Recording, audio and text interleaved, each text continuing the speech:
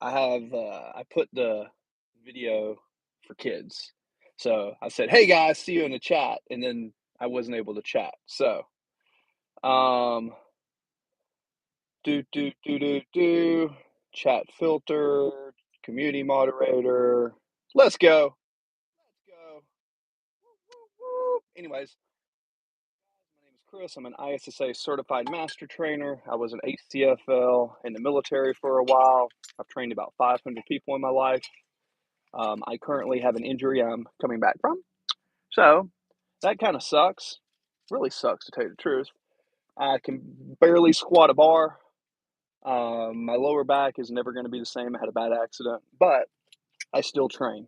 But do not let my injury affect the knowledge I picked up from training all those people.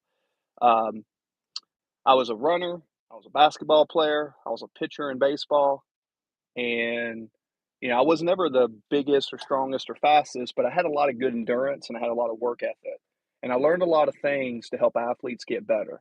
So if you're one of those genetic freaks who just naturally are gifted at athlete, then you may say, "Oh, what is this guy? I'm better than this guy." Ah, rah, rah, rah."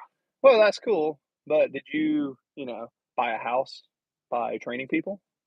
Okay, maybe not. So for what it's worth, it's pretty simple. Training is not really that hard, but when I look around the YouTube community, I see a lot of people making really good, awesome edited videos who seem to not know too much about how training actually works. Like most of the modern trainers these days, and I'm not trying to bash on anyone, but a lot of people are giving out information that's just to sell people a program in an automated course, and I just think that's kind of funny.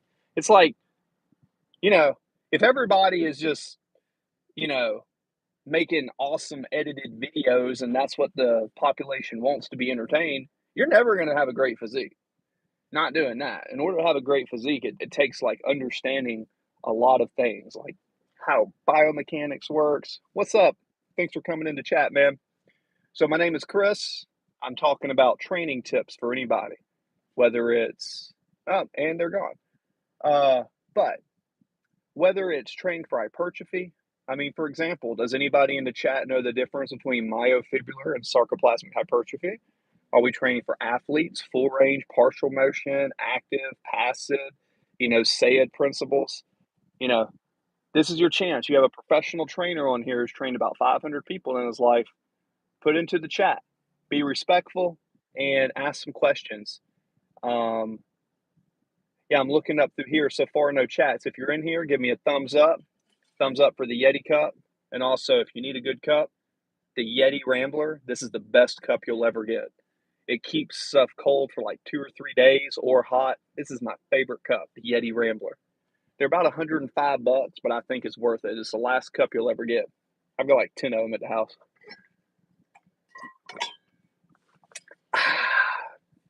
So now's the chance.